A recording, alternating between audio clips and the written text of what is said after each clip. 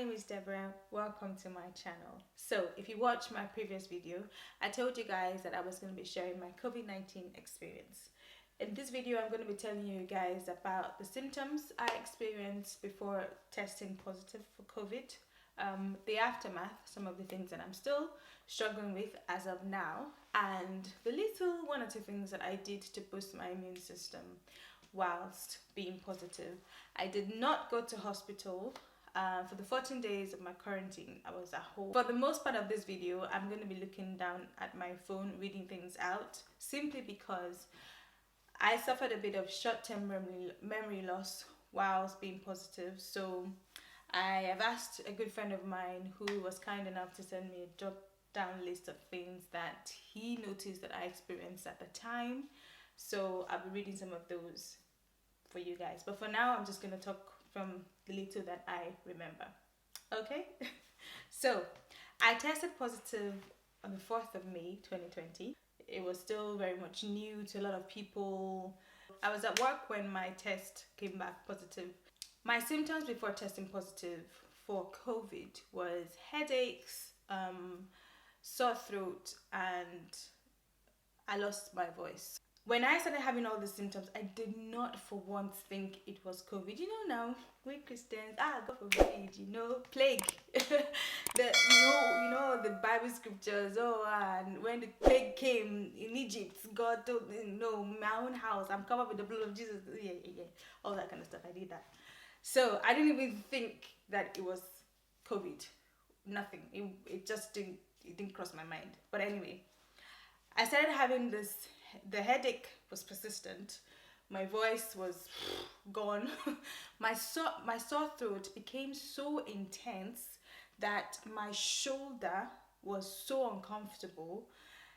Every time I'm sitting down, I need to stretch my back, when your neck is sore, you're trying to get people to someone please put something on my head, someone please hold my hand. I was just so uncomfortable. No sitting position was okay, no lying down position was okay, nothing was okay. I was really, really uncomfortable. So my boss then mentioned something about, that's when the UK started this social worker testing. So you can go and test yourself, basically. So I booked myself and I was like, it doesn't hurt to your status and all that stuff. So I went to book the test, and 24 hours later it came back that I was positive. By this time that my result came back, my throat was already sore. Drinking water felt so uncomfortable. I was so not at ease at all. So thankfully, a day before me testing positive, because I didn't know what it was, so I just went to the store and just bought things.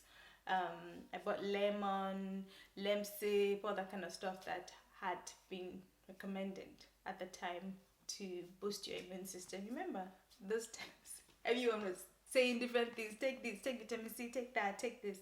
So I got a few of those things: sip, lemon and all that, just to have in the house to boost my system anyway. So when I tested positive, I had to be sent home, obviously, to begin my 14-day quarantine. And honestly, guys, from testing positive to I think a day or two, that's all I remember. I don't remember anything else after that. My parents and close family members had told me about some of, things you can do to boost your immune system. Of course, we all know most of the things, vitamin C and all that stuff. So let me talk to you guys about the things I did to boost my immune system whilst I was positive. So I'll take 1 sachet of sip, 1 spoon of my blended garlic and ginger paste, add hot water, and drink that every 4 hours. And that's what I did for the 14 days that I was home, and obviously taking fruits and trying as much. My appetite was gone. I wasn't eating as much, so I was just taking really light things. Loss of sense, taste and smell. I actually remember this one. That was months after testing positive for COVID. I realized that I couldn't smell a thing. I couldn't taste a thing. And you know, when people ask me the garlic and ginger, how, and I used to say, it wasn't bad. That's because I couldn't smell it. It's back now, and it's not as strong as it used to be before I tested positive. But my sense of smell and taste it's back now. If I'll say, if we're rating it to 100, I'll say it's back now, like 85%. Some things I can't smell. At work, my work colleagues can come to me and say, "Can you smell that?" And I'm like, "Smell what?" Short-term memory loss. Most of the things that happened just before the time you had it and after, you don't remember much till I remind you. Yeah, I don't remember much of it. So I know that I didn't end up in hospital. That's one thing, okay? But how? What? I don't even remember having conversations. I don't even I don't even remember what happened. I don't remember. The only thing I remember is the pain I had before I found out I was positive. Every other thing I do not remember, guys. It's actually so scary. Like, really, really, that was one thing that scared me. Like, yo, what? But anyway, the other thing was weakness and tiredness that persisted for quite a while. This one was real. My tiredness and the pain, gosh, climbing the stairs to my apartment was it became such a struggle. I will get, like, climb the first flight and I'm just like gasping for breath. And guys, this is not even thing about not being fit, okay? This one was like, you know, where you're like, someone come and carry me. Is there no lift to this place? So yeah, I was so tired, and it's unlike me. If those who know me personally, I'm very much of a go person. That at times, where even when I'm having really really bad headaches, really really bad, I'm unwell. It doesn't mean I'm going to phone in sick for work. Like, I'll still go. I'm one of those persons who wants to go until you can't go anymore. Like, I just want to keep going. I hate having to be down because of being unwell, all that kind of stuff. I hate it. So me being tired, me being, weak, it was like, okay, what is going on here? What else? Loss of stamina and endurance, easily um fatigued. Yeah. Whenever you would know, with my kind of job, we're used to standing for hours, right? After COVID, I couldn't. I couldn't stand for hours. As soon as I'm, standing for quite a long time, I'm trying to find a chair to sit down. I'm gasping for breath, like, and I didn't really know that this was all, post-COVID effect. I just thought, oh, I'm tired. I've not slept enough and all that kind of stuff. But no, heavy and irregular breathing at various times. Yes, this one I remember. I would just sometimes start gasping for breath, like just trying to breathe properly. Then it'll come back, go back, normal, and then it'll come back again. This doesn't happen to me anymore, but this was very much close to the time I was positive for COVID, and towards the end of the whole COVID thing. One other thing I was gonna add that we recently found out was that I experience a lot of brain freeze now.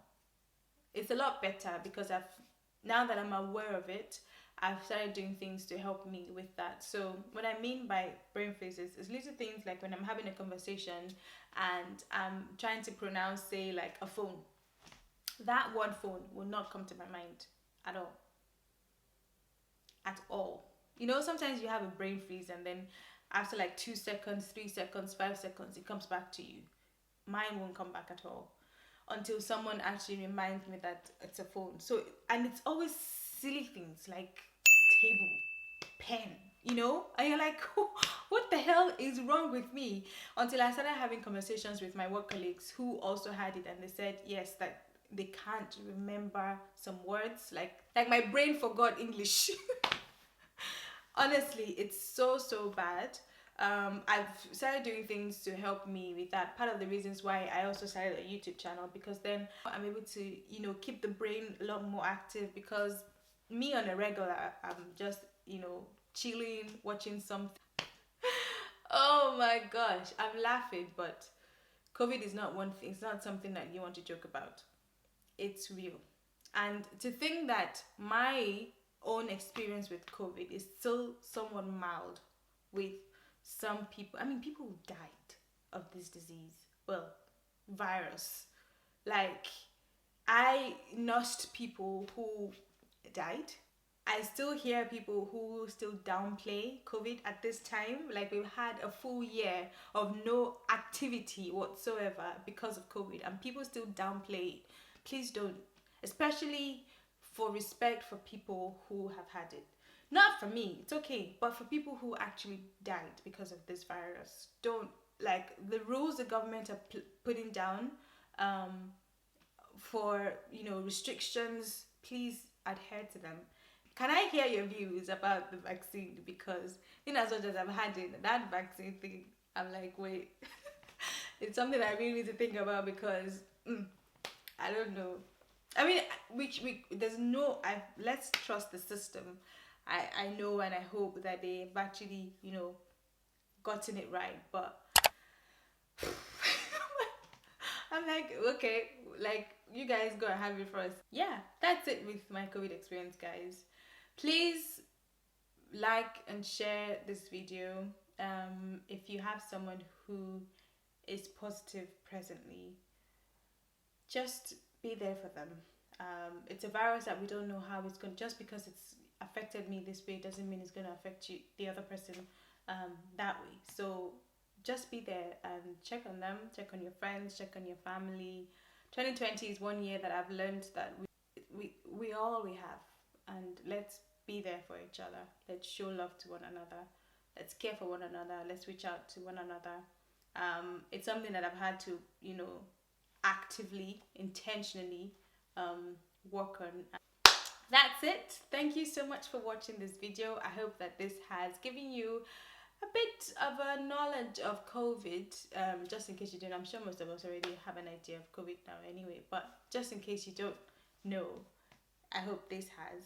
I'll see you guys again in my next video.